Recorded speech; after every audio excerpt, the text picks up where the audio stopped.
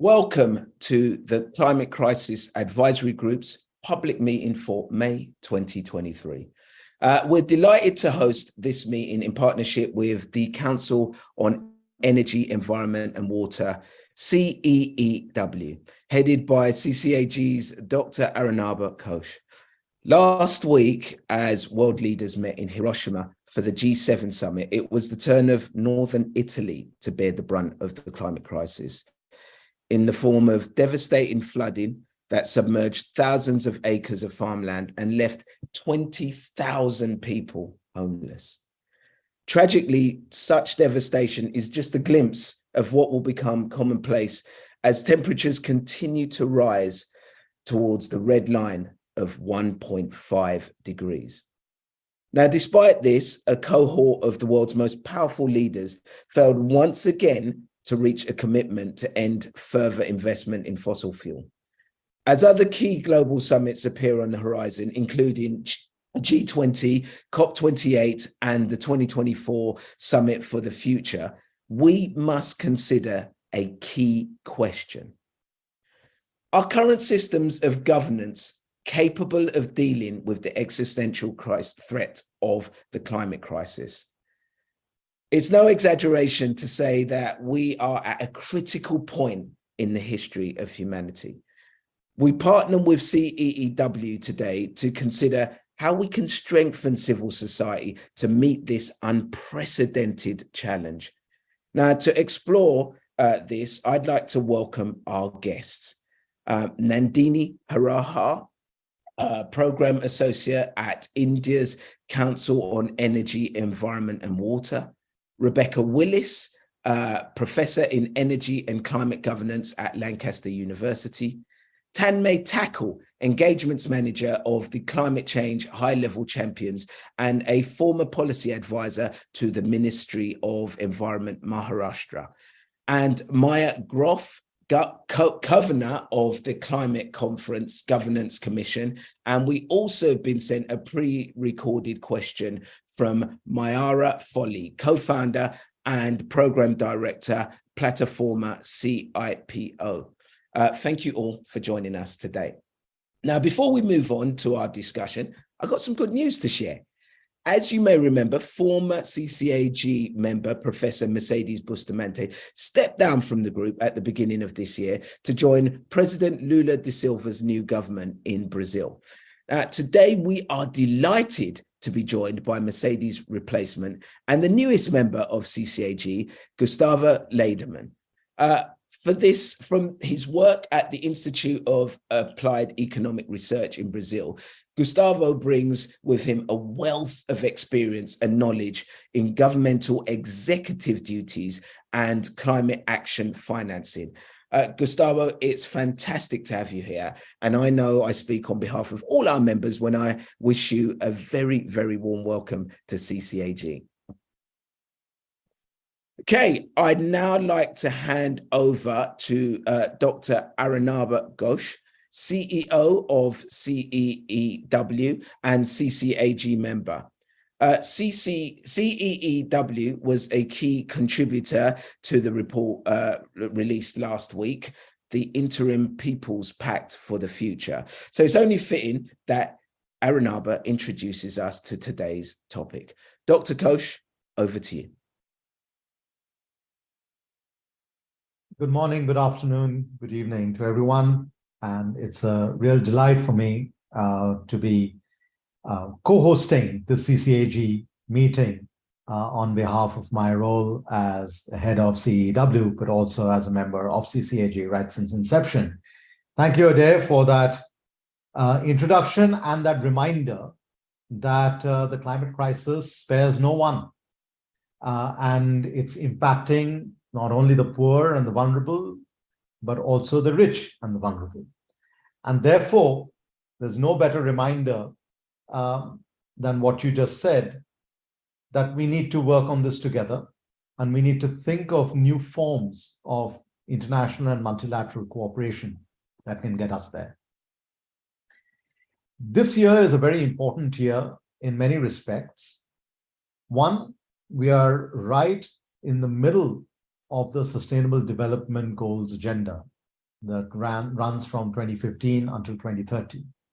And the pandemic that we have all gone through, even though the World Health Organization has declared it as formally over, has set back a lot of the SDG progress. The reason I highlight this is that the climate crisis will be a far bigger shock and a far bigger compounding shock for a range of our economic and social systems than the pandemic has delivered, which means that if we are interested in sustainable development at large, we have to think very clearly how to build resilience against the shocks that are coming our way. It also therefore means that not only do we have to work within our countries and within our states and our cities and our regions, but we also have to find new ways to collaborate. It is in this light that we also have to recognize that this year, the UN Secretary General is hosting a special summit on the SDGs in September. And a year later, in 2024, the UNSG also plans to host a summit of the future. It is to inform these conversations, to reimagine a new multilateralism, to think about how we can respond to not just the challenges of the past, but the challenges and the crises of the future, that a large number of civil society organizations came together from across the world to deliberate on how they would like to imagine a people's pact for the future. Over 1,600 civil society representatives participated. There were more than 22 co-leads for different segments of that entire process that ran over many months. My own colleague, Nandini Harihar, who will speak in a few minutes, was intimately involved in the process. So what I will do right now is just outline to you a little bit about what is this report that was just released, the Interim People's Pact for the Future, the civil society perspectives for the Summit of the Future. This is, as I mentioned, a civil society-led report, building on the UN at 75 People's Declaration of 2020. And it proposes recommendations that look at reforms in global governance across some key themes. They include, as I said at the outset, development and sustainable development goals, environmental governance, human rights and participation, a global digital compact, global economic and financial architecture, peace and security, and global governance innovation. Now, I want to highlight specifically some recommendations that came through from the relevant tracks that are particularly germane to the issue of climate action, to sustainable development and multilateralism. From the development and sustainable development goals track, one of the issues that came up very strongly was that there has to be coherence across the sustainable development goals. And there has to be far more tracking and analysis and accountability on the implementation of SDGs.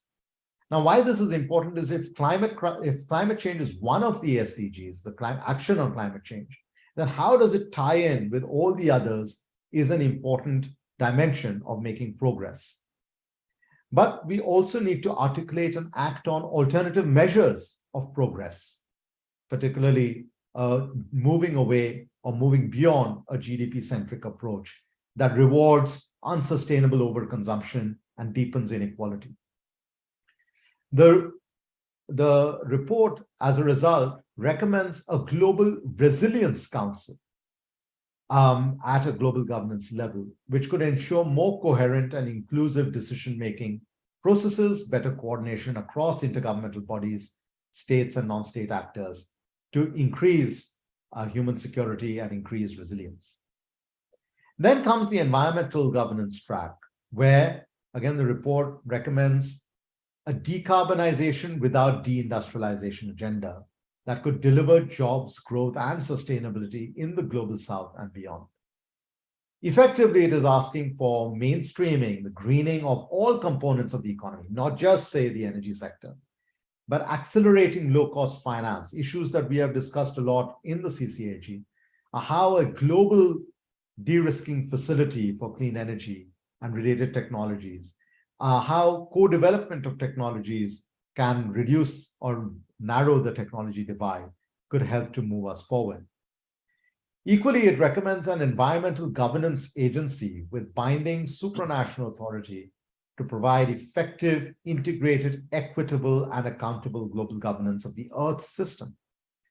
And it suggests a smart coalition of like-minded organizations and states that could be working on these issues. And finally, let me draw attention to some recommendations related to the UN and global governance innovation. And here the recommendation is to strengthen the role of civil society in the formal processes, more inclusion of civil society voices, to look at how consultative mechanisms can genuinely be inclusive and provide some of the answers that are missing. It suggests appointing a high-level UN civil society envoy who could coordinate across focal points on this matter. It also suggests an open and transparent selection of an independent UN Secretary General. Given how critical this role is in framing the global agenda, it has suggested that the UN Security Council should recommend at least 2 candidates so that the UN General Assembly can then make a real selection. And it finally suggests a UN Parliamentary Assembly that would give elected representatives a broader political spectrum and a formal voice at the UN. The reason I've tied these things together is we can see that the action and the collective action that we need on climate change must then tie in with the broader and more accelerated action we need on sustainable development, which must then tie in together with how we are structuring not just our national economies, but trying to create global governance structures that are more ready for the future than remaining stuck in the past. Let me stop there. Ade, over back to you. Thank you so much, Dr. Ghosh. That was super interesting. I've read some of the report, and you know the stuff that you talk about in terms of really reimagining the mechanisms of global governance, I think is so important. I mean, it really alludes to our main question today. But I'm sure we'll hear a lot more from you later on today, Arunabha. Okay, it's time now to speak to our guests. And as we're quite limited on time, please keep your introductory remarks and questions concise. First of all, I'd like to welcome Nandini Harihar, Program Associate at CEEW and co-lead of the Environment Governance track in the People's Pact for the Future report. Nandini, it's really lovely to have you here. And before we turn to your question for the CCAG panel, I'm really keen to ask a question, if that's okay. And it's a question that I often get asked, actually, when I do talks around climate change. And it's really in your view, what role can civil society organizations play to increase accountability for climate action? Thank you for that question, Ade.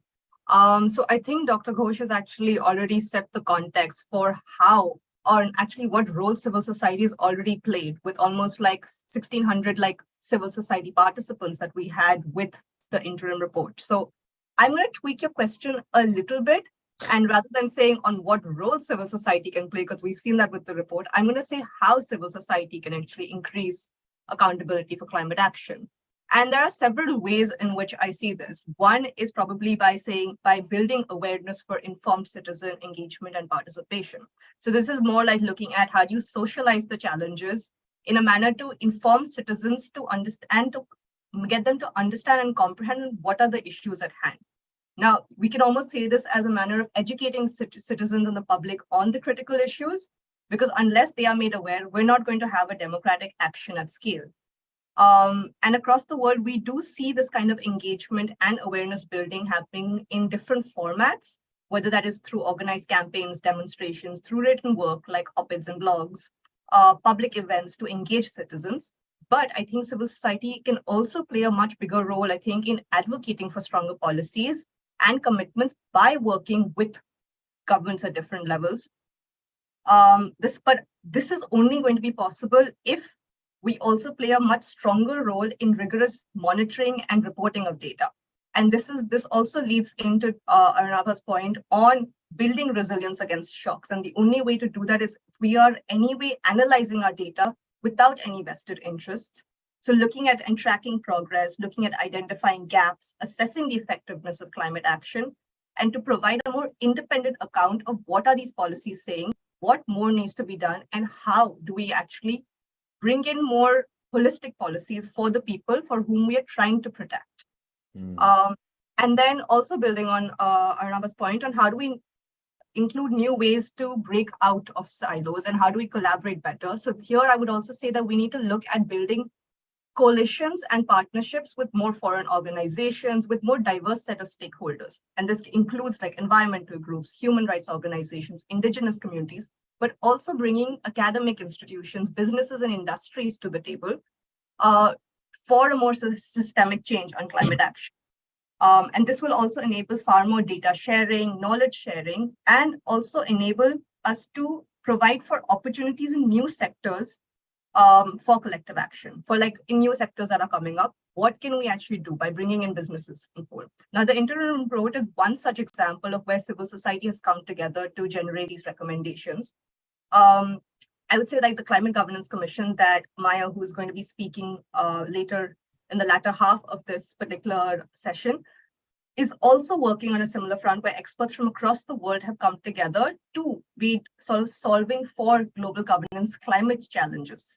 But what I do think is where we are lacking a little bit is that these coalitions are more with cohorts of similar types of organizations, and that is what we need to break out of. And this is where civil society, I think, can play a really big role in bringing a range of experts on the table from across different parameters to be then discussing what the solution should be. Also, because climate change is everybody's problem, and more or less everyone in some capacity is responsible for it. So the solution needs to come from and for a wider pool of stakeholders. Finally, I also think that CSOs can also resort to by holding governments and corporations responsible and accountable through litigation and legal action. And in some capacity, we have seen examples of that in the past. The 2021 lawsuit of Friends of Earth Netherlands versus the Dutch Royal Shell Company basically led to the court ruling in favor of the plaintiffs, resulting in the Shell having to reduce their emissions. The Juliana versus United States, that although it had several challenges, it also highlighted young people demanding for climate action. So I do think that, to summarize, my basic point would be that the way for civil society to do this would be to create awareness, to monitor and track progress in a non-vested manner, to foster greater coalition and collaboration, and to also then use litigation and legal action to hold governments responsible, corporations responsible and accountable, and advocate for a more sustainable future. So in light of this, my question to CCAG members would be, how do we ensure that the Summit of the Future transitions beyond a bank of commitments towards a bank of action and actually delivers on the ground on the promises for effective multilateralism, for climate action, and for sustainable development? Thank you so much, Nandini. Thank you for that smooth transition from answering my question to asking your question as well. And I think it's a really important question, and also touches on a lot of the crux of the report, which is about how do we give people more power? How do we enable people and give them that power? But I'm going to pass on to your question onto our panel, and I'll go to Dr. Arunabha Ghosh first. And what are your thoughts on Nandini's question?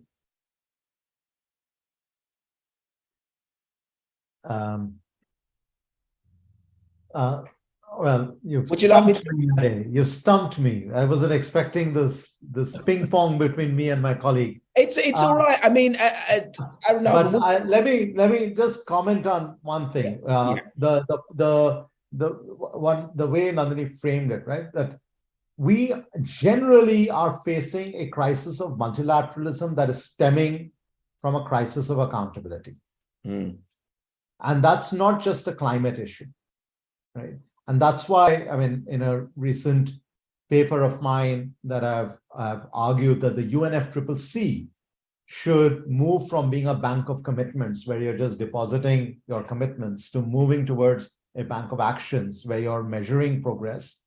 We have to think about how the summit of the future that is going to look at multilateralism writ large thinks about much more closely the accountability mechanisms that we have in international regimes, rather than just new lawmaking and new negotiations. If we can just build more trust through accountability mechanisms, that's where I would put most of our brain power towards. But let me pass it on to Dave, who's got his hand up. Yes. So Dave, I'm pretty sure you'll have a lot to say on this, and especially with your past experience working in government. And I think this question also alludes to a bigger frustration of the public, because so many of these summits tend to be a lot about words and a lot about commitments, which people rarely see in the form of actions that impact them. How can, and I think that then breaks down trust with the public and people on these summits. They're like, what's the point in them? Well, you're raising a very important point there, but let me just try and address the general question. The first thing is to simply throw a question out there, which is, where are the global leaders from amongst the leaders of governments around the world today on the issue of climate change? Who's setting the real trend that is needed? And I'm afraid I can't really find an answer. I can say that Guterres, the United Nations Secretary General, is speaking the right words right now, but he doesn't have the power that I'm referring to of a prime minister or a president of a government. So we are in this peculiar situation where the world has never been faced with such a big crisis, and yet we don't find leadership from amongst the heads of governments for a crisis that will affect all of them. There's not one country that isn't impacted by this crisis. And from my experience within the British government and also in the negotiating business of the COP, I would say we cannot ignore the power of the various lobby systems within the democracies that are essentially undemocratic. If you go to the United States, the gun lobby is well known to be very powerful and ignoring the voice of the people. But the fossil fuel lobby is extraordinarily powerful. They have many, many senators and congressmen in their pockets. And as a result of this, the United States, which should have been leading on this issue because the United States is the global hegemon, the United States is playing the opposite role. Yes, Biden is beginning to reverse that, but the United States has not done nearly enough to lead on this issue. And what is required today is not only action by people in countries, it's also leadership. I mean, I'm going to say, we need China and the United States to sit down and work out everything that needs to be done globally and then put it to the rest of the world. And I think then we would follow the actions that are needed. Now, it's not as if I am attracting a lot of importance or giving a lot of importance to the people, which this whole question is about empowering. But I'm actually then questioning the power of democracy to oppose those who don't want to see any form of change. We have, Arunabha mentioned, a sort of super consumerism that is driving many, many of the global economies. And it's not just the global economies of the West. If you want to see super consumerism, you need to go into Beijing and Shanghai, and I would say into the big cities of India and other parts of the world. Super consumerism is driven by those who become wealthy through the consumer habits that are generated by advertising products. And unless we can manage to move across to a system which acknowledges the faults of our current democracies and economic systems, I don't think we're going to actually manage this problem. Now, I know that's a very dramatic thing to say, but we just need to acknowledge that since 1992, when the meetings of the United Nations have been focused on climate change, we've actually made very, very little progress as measured by the decrease in emissions from the global community. And the real questions have to be asked, and I really praise what CEEW has done in this report. We need to go beyond this, right? It needs to be up there as the big discussion point. How do we create societies which acknowledge the importance of our ecosystems? We're not really getting any traction on this issue that human well-being depends on the well-being of our ecosystems. We shouldn't expand our economies if we're not taking that into account. And yet, of course, our system of economics that we're operating, I would say, around the world today, does not take that into account. Wow. I mean, there's so much to unpack there, said David. But look, I'd love to stick on this question because there's so much more we could go into it. But we have, I'm cognizant of time, and we've got many more questions that we have to go through. But hopefully, if we have some more time at the end, we may come back to this. But thank you so much, Nandini, for joining us here today, and for that really good question to kickstart off today's panel. Next, I'd like to give the floor to Tanmay Thakur. Tanmay, welcome back. It's great to have you at yet another one of our public meetings. Please share your thoughts on today's topic, along with your question for our members. Definitely. It's definitely good to be back after a long time, and I love the discussions that happen here. Before I go, and I'd like to congratulate Arunabha, Nandini, and the entire CEW team on the latest report. It definitely is something that calls for very radical change through very actionable and meaningful engagement. And as an Indian, it's definitely a matter of pride for me to see an organization from my country pushing the needle on something so crucial. The topic of today's meeting is something very close to me. I have worked extensively with CSOs, and I've been fascinated by the impact I've seen them make. Many of my closest friends and colleagues who are way sharper and more astute than I am work with CSOs that continue to push the envelope every single day with all sorts of organizations. I consider myself to be very much a part of this community, and I speak largely from my own experience. Before I get to my question, I do want to paint some context on where it is coming from. It largely comes from my experience working in India in the limited time I had. In a place like India, where weak state capacities, fiscal constraints, and a very complex political economy prevents governments from maybe acting or responding to newer issues such as climate that require a very radical shift in approach, CSOs have managed to come in to fill that gap rather effectively. They've managed to bring ideas, innovation, and evidence to the entire policymaking process. Given that, there is no doubt to their role is, to the criticality of their role to the policymaking process. I would almost argue that they're as crucial to the policymaking process as any other public entity that is involved in it. I believe CSOs have a very unique responsibility that no other organization has to unapologetically hold the mirror up to governmental and intergovernmental organizations while still continuing to meaningfully engage with them. The way a friend of mine puts it is that CSOs are the only entity that can be policy makers and policy watchers at the same time. I've seen CSOs function as consultants, conveners, and facilitators of critical collaboration between generalist politicians, bureaucrats, diplomats, and experts, academia, and of course, society. Without doubt, I strongly believe in the critical need to empower civil society in policymaking. However, it would be amiss if we do not collectively acknowledge the challenges that they face and the challenges that this process could potentially bring up. I've seen a plethora of mission-driven CSOs that have achieved impact at scale. On one hand, I've seen some struggle to get their foot in the door, no matter how good their intent is. And I've also seen some that are so empowered that they function almost entirely as a parallel bureaucracy. I've seen some CSOs reluctantly compromise just so that they are able to have a voice in the policymaking ecosystem. And on the other hand, I've seen CSOs that wield such influence that the entire policymaking process is almost entirely outsourced to them. This duality, in my opinion, presents an alarming reality.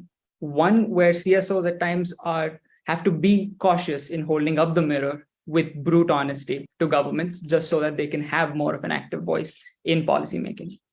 CSOs are increasingly moving towards being policymakers, but in doing so, are they potentially not being as brutally honest as we would all love for them to be? As the honest and objective voice of feedback from civil society, CSOs play a crucial part in holding up this mirror to policymakers. And as we kickstart a revolution for CSOs to be empowered in the global governance and policymaking processes, how do we ensure that they themselves do not fall prey to the very pitfalls of the organizations they seek to be empowered within? Thank you so much, Tanmay, for that introduction and for your words, and also for your question. It's a really important question, you know. And when you talk about CSOs, you mean civil society organizations, you know, and it's basically trying to empower the everyday people, the everyday organizations to have a part in what's so important to us, and that's solving this climate crisis. Who on our panel would like to take this question on first? Shall we go to Dave first on this one? Well, I think I've just had a lot of time. Okay, Dave. Okay, you've had some time. How about Gustavo Lederman?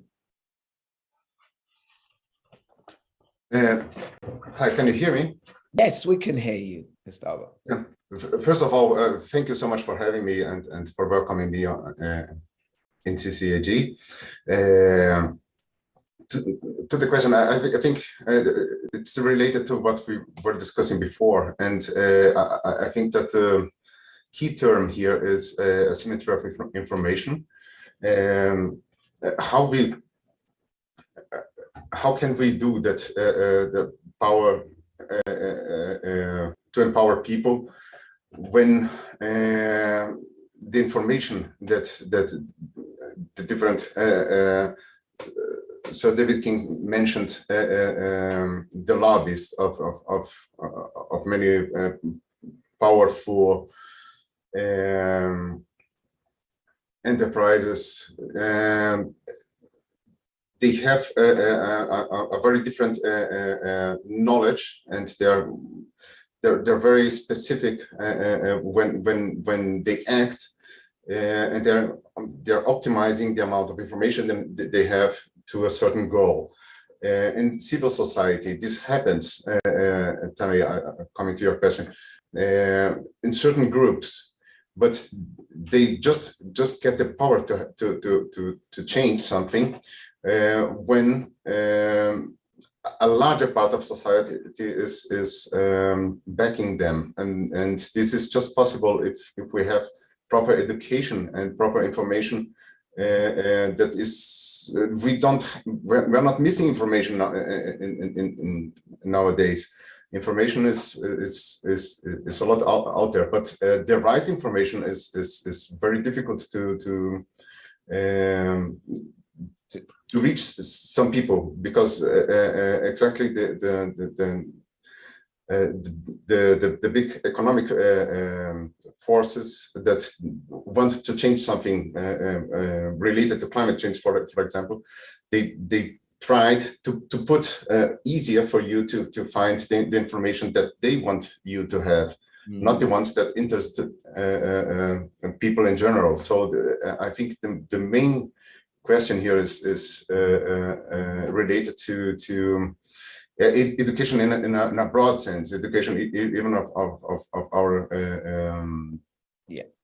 people working on parliaments, and this is not just education for young people, it's education also for the older one. Thank you so much, Gustavo. I think it's a good point there. It's about getting the information out there, but the right information. And so Dave King alluded earlier that dealing with these powerful lobbies as well that are also slowing down the whole mechanism of government. Perhaps Professor Ji, would you like to add to this to this question? How do we stop the CSOs from getting bogged down in the mechanism of government? How are civil society still going to be able to have teeth and be able to have a say in what happens in this climate crisis? Well, CSO is not a typical approach to climate actions in my country. And typically you will see, the prevalent approach to this kind of climate crisis is through the government and the government regulations and policies. And see the Chinese government made the target for carbon peaking and carbon neutrality and trying to implement these policies through the many levels of a government and working with the businesses. And the market is supposed to play a bigger role. That is why in 2015, the president announced China will form the carbon market nationwide in 8 sectors. But so far, we have seen quite limited success. And in July 2021, nearly 2 years ago, and the nationwide carbon market is only formed for one sector, which is the power sector. And even within that one sector, we see the carbon price is relatively much lower as compared to the EU ETS, and the trading activities has not been quite active so far. Nevertheless, we do see some civil society organizations, see those NGOs are trying to play some significant role. These NGOs, some of them are international, some are domestic. In my view, there are certainly bigger roles for them to play.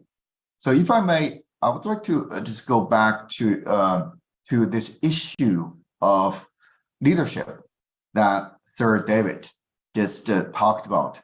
I think this is this huge gap in leadership, national, regional, and the international. And in a recent G7 meeting, and it had a communique on climate change. And in this new development, we do see, I'm happy to see that G7 is taking climate change issue very seriously. But as Sir David just mentioned, we see, we would like to see a stronger cooperations and collaborations among the top emitters of greenhouse gases. But we do not really see that. We see the even bigger gap. And we see these G7 meetings are urging some of other major economies to follow this 2025 peaking time and 2050 climate neutrality, which is essentially the same as the G7 meetings, no difference, no distinction between the developing countries and developed countries. So that kind of that direction, in my view, would not lead to a better global climate governance. And I do think this is very, very important to hear not only the voice of the governments, but the voice of the people, and who must speak up and let the governments, the world leaders, to hear and understand the seriousness of this issue and keep moving the agenda forward. Thank you, Professor Xi. It's fascinating to see the different approach that you take in China, but I think the overriding theme I'm getting so far here is leadership. Where are those leaders who are speaking out? And I think we also got to remember that the government is the people and the people are the government, so that we are interconnected. It affects all of us. We're not separate bodies. Tammé, a brilliant question. Once again, I really enjoyed having you here, and we hope we can see you again soon. So thank you so much for that question, Tammé. I'm now going to hand over to one of our public meeting newcomers now, Professor Rebecca Willis of Lancaster University. Rebecca, thank you so much for joining us today at your first CCAG meeting. Please, can you introduce yourself and give us some thoughts on today's topic, along with your question for our members today? Great, thank you. It's an absolute pleasure to be here, and it's been a fascinating discussion so far. I want to pick up on a few themes that have been discussed and really home in on what you just mentioned, Ade, about this relationship between people and government, because let's look at the people side of this. I mean, it's very clear from lots of research data that people are very concerned about climate change, and that concern is stable across different sorts of people, different social groups, and also stable across time, even when we see global pandemics and economic turbulence. So, really high levels of concern in line with the science, but also pretty high levels of mistrust in government. So that's on the people side. If you switch to the government side, government politicians, what my research shows is that politicians consistently underestimate levels of support from publics on climate change. That they say that they want to do the right thing, and there's obviously strong commitments and targets, not least the Paris commitment, and in my country, the UK, the statutory climate targets. But they come out with phrases like, we have to take the people with us. Well, actually, you could turn that on its head and say that, say that the problem lies with governments, with leadership, not least for the reasons that you were mentioning, David, around the way that democracies aren't working properly, and the way people with money and influence and those who still stand to make a profit from high carbon industries have a disproportionate amount of influence in the political process. And so you see at the moment, I would say, a very dysfunctional relationship between people on the one hand and government on the other. And by people, I don't just mean civil society organisations, CSOs that have been much discussed, but I mean, all people. And I particularly mean people who are worried about climate change and do not know what to do about it. So those who aren't members of CSOs, those who, want to do the right thing in their own lives, but feel quite powerless about it. So I'm talking about, the entire population. How can we mobilize that concern they have and make it a political force? So my question to the panel is deceptively simple one, which is how can we bring about that better engagement between people on the one hand and government on the other, and stop this sort of silent standoff where both sides are blaming each other for inaction? Thank you so much, Rebecca. Great debut, great question. I love deceptively simple, which is good, because I feel like there's a lot more underneath that question that we can have to unpack. I'm going to go first of all to Professor Lorraine Whitmarsh, and then I would like to hear from Dr. Arunabha Ghosh on this one as well. Yeah, thanks, Ade, and thanks very much for the question, Becky. Yes, so I think you're absolutely right. It's interesting, if you look at polls in terms of who people trust, then in most countries, politicians come absolutely bottom. Interestingly, if you look at who comes top, it's doctors, scientists, nurses, teachers, engineers. It's people that seem to be actually doing good things for people. Do you mean experts, Professor? No, also in the list are yes, you could say some of these people are experts, but also you see kind of like the average person, like other people are sort of midway down. So some people have kind of some trust in other people, so actually you're pointing actually to two of the dimensions that underpin trust, and that is care and competence. So in order to trust another person or an organization or a government, we need to believe that they care about other people, yourself and other people, and they have the public interest at heart. And at the moment, it's not clear to the public that governments have their interest at heart. It seems to them quite clearly that they are interested in the elite and big business and political groups who are lobbying. And so they're kind of, it's not clear, I think, to the public that that care is underpinning what governments do.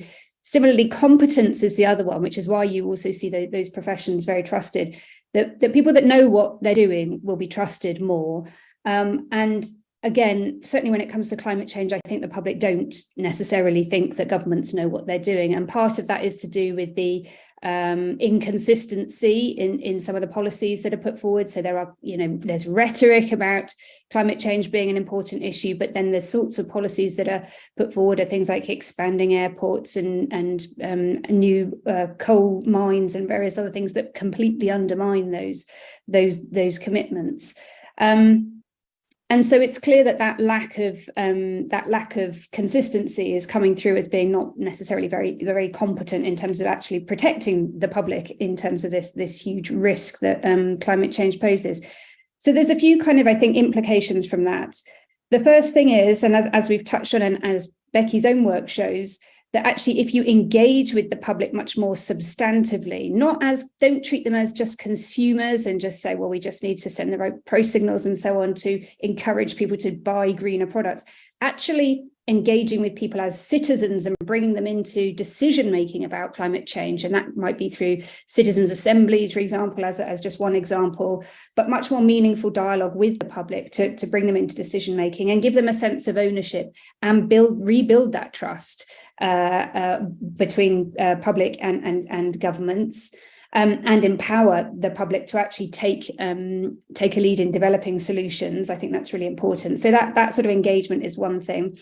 The other thing is about, I think, credible leadership and actually walking the talk. And as I mentioned, like it's clear from the lack of consistency that governments are not doing this. And even at the individual level of politicians taking private jets to climate talks and things, like the public can see that these are not consistent messages. And so I think the clear leadership, and to some extent we can learn from COVID, because at least in that case, the public inferred the severity of COVID from the policy response. They'd never seen lockdowns before. They realized this is a really serious issue. And then there were clear messages about what role the public could play in helping to mitigate that risk. We have not seen anything like that for climate change, but that's exactly what we need. So we need really clear signals that this is a severe risk and very clear messages about what the public can do as part of a transition to tackling that. And finally, I think it is about accountability and the role of the media and information sharing, as has already been covered to some extent. But I think this is about the fact that there is disinformation, misinformation being spread.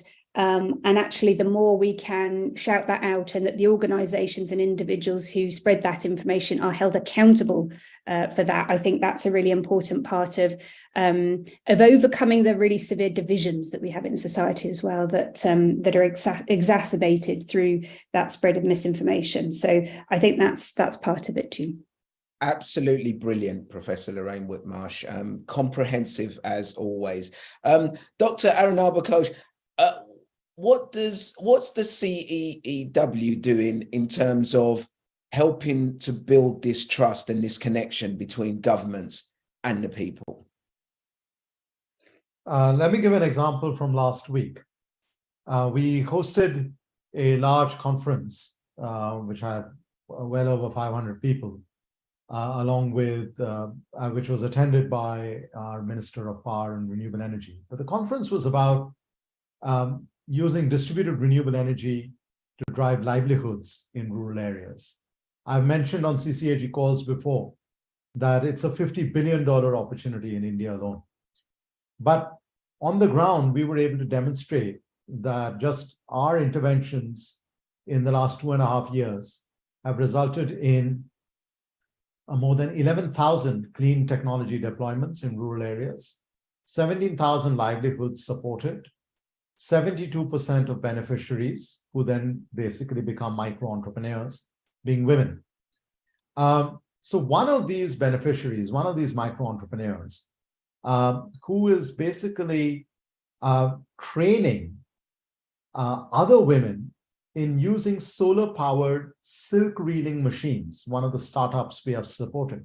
Traditionally, silk is reeled on the thighs of a silk weaver.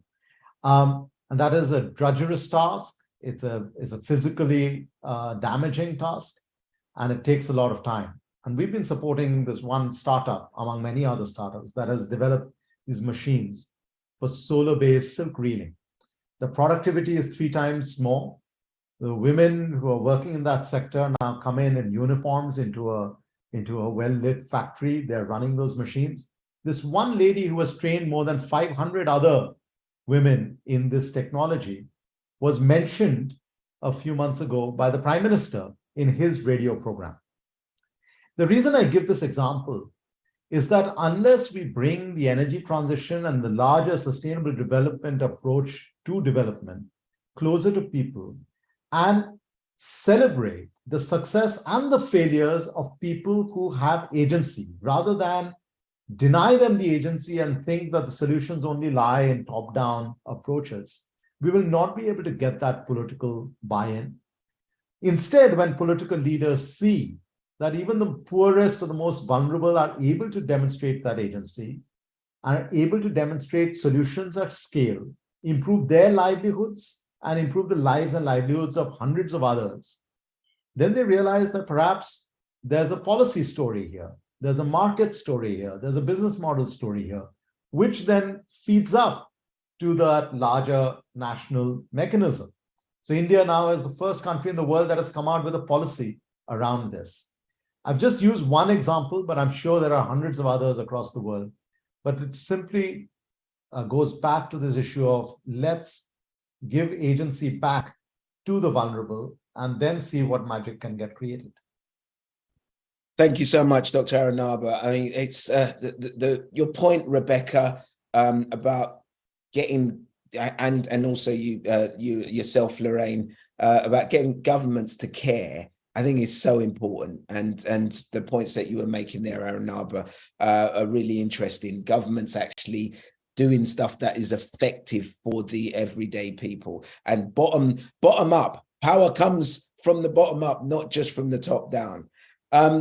I'm sure you'd like to come back, Rebecca, but we haven't got that much time, so I'm going to have to move on pretty quickly, and I'm going to go on to our final guest.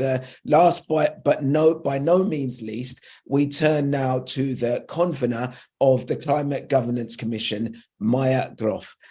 Maya, I understand it's also your first public meeting, so welcome. It's great to have you here. Please give us your thoughts on today's topic, along with your question to our CCAG members. Thank you so much. Lovely to be here with everyone. And so, as mentioned, I'm serving as the convener of the Climate Governance Commission, leading this project for the last several years.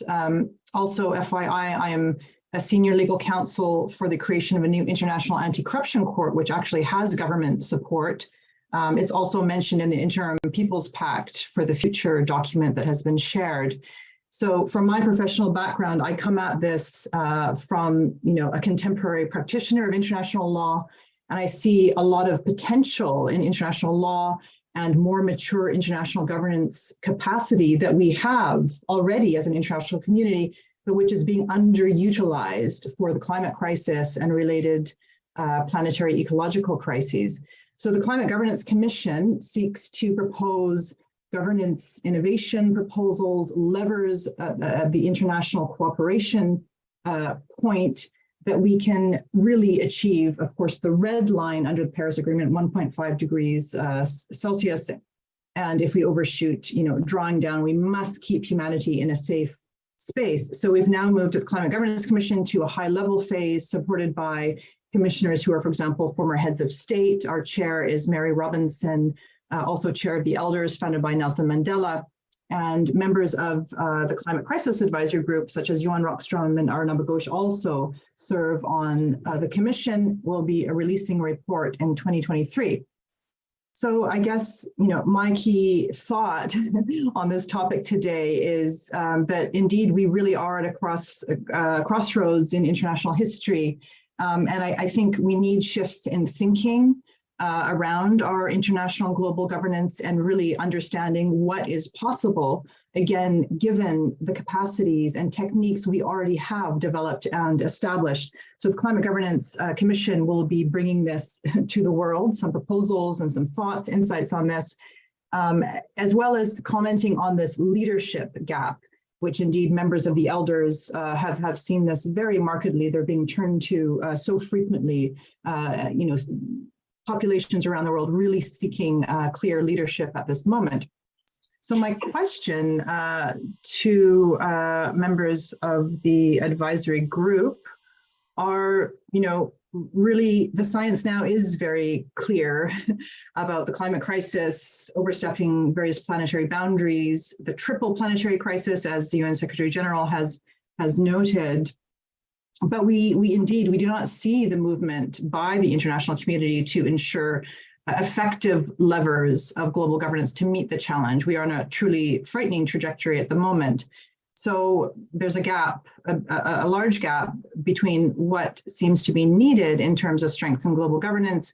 We see in the Interim People's Pact for the Future, for example, civil society groups suggesting, we need to create a strengthened global environment agency, for example, which many scientists have been calling for years. Also, former heads of state have called for such a body. So from your vantage points, what do you think the reason is for this disconnect? And how can we better communicate the urgency and the unique nature of this crossroads in human history where we stand? Thank you so much for that question, Maya. It's a really a pertinent question. I think I'd like to hear Dr. Bob Carell's thoughts on this question.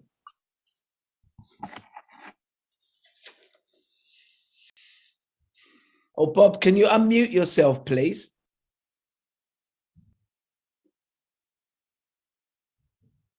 Have you got that? There we go. Yeah. Sorry about that. Thank you. I think Sir David, set the stage for this. I think history is our guide in terms of building leadership. I can't think of anything of substance that hasn't been started by a head of state, whether it be nuclear disarmament that occurred on several occasions when heads of state finally got together and said, we're going to do something about it, to getting rid of POPs through convention, through all kinds of conventions that are designed to provide the opportunity for head of state leadership.